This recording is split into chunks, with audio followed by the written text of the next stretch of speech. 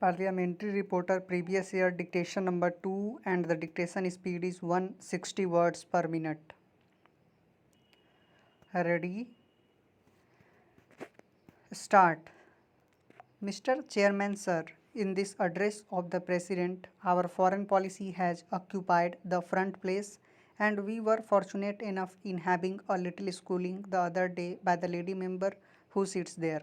We had it from the lady member who speaks with a little amount of authority on behalf of the government on foreign policy. In her own words, she thought that the foreign policy of India is understood at the school girl level. If that is the case, I believe it will take her a few years to understand the elderly statesmen of this House in respect of this subject of foreign policy.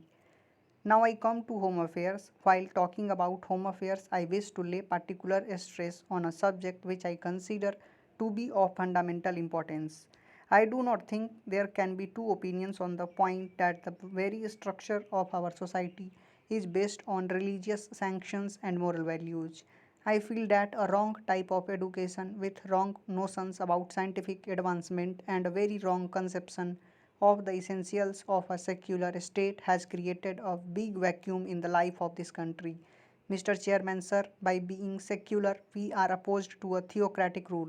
That is true, but we certainly are not opposed to religion. The history of mankind shows that our moral values are rooted deep in religion.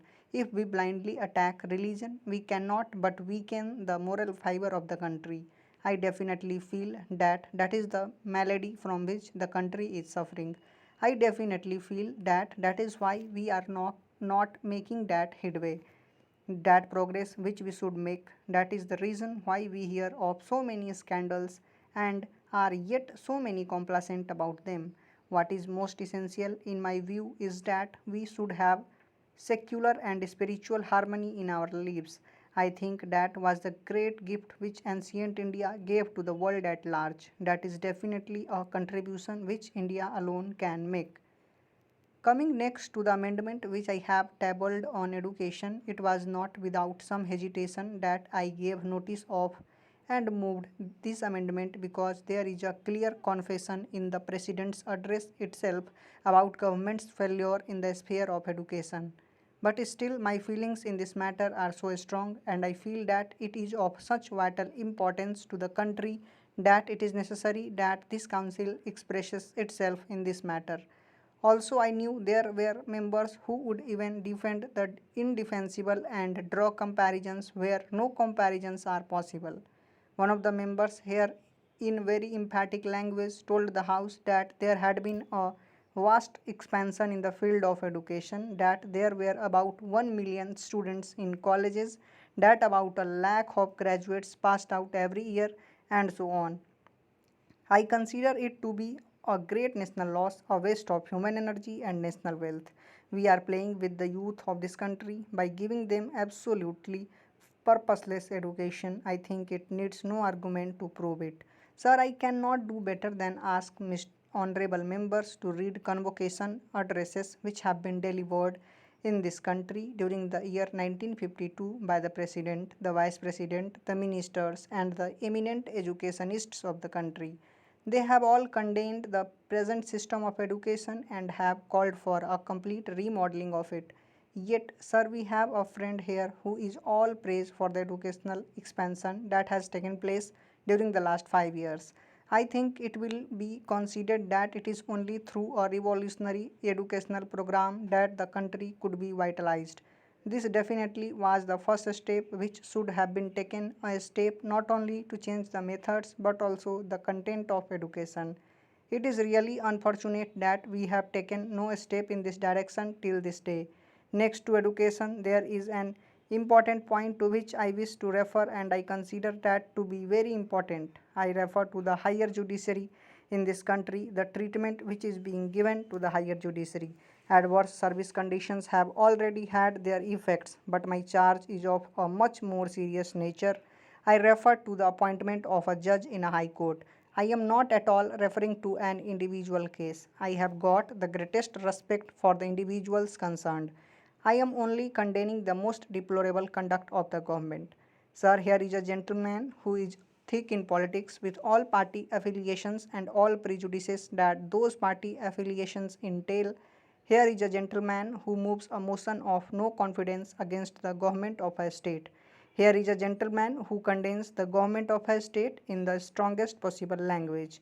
And sir, just before the commencement of the next session of the assembly in that state, the gentleman is appointed as a judge of the High Court. Next, I pass on to the 5-year plan. It is absolutely impossible to deal with this vast subject in the few minutes that I am sure you are so kindly going to allow me. I would refer only to one aspect of this. Let us have a look at the plan from cover to cover. You find nothing in the plan but absolute helplessness for the middle classes. There is absolutely nothing to improve the condition of such people living in towns and big cities. We all know, sir, that they are the hardest hit people in the country today. We ought to know, sir, that they have eaten away all other reserves. I know that there are a number of families who are living absolutely on the brink of starvation, and we know that there is absolutely nothing but helplessness during the coming 5 years for this very important section of the population. We cannot forget the fact that they still constitute the backbone of the country. Whether they revolt or break down, in either case, it will spell disaster.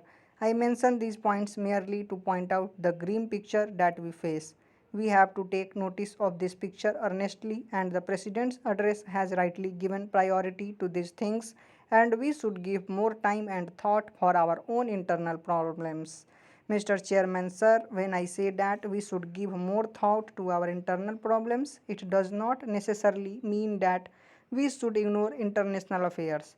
It is true that we have been playing with success a great role in international affairs. That role is a peacemaking role, and we have played it now for 8 years with considerable success.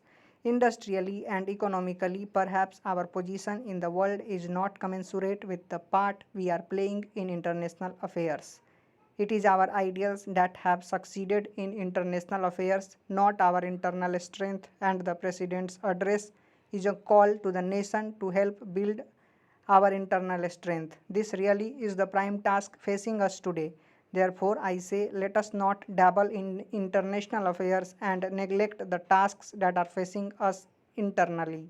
Sir, it is a fashion in the country, perhaps I am a little guilty of it too, that we want to learn more about other countries and take more interest in international affairs than perhaps people in America and Europe take about other countries. People in America and Europe take more interest in their own national affairs.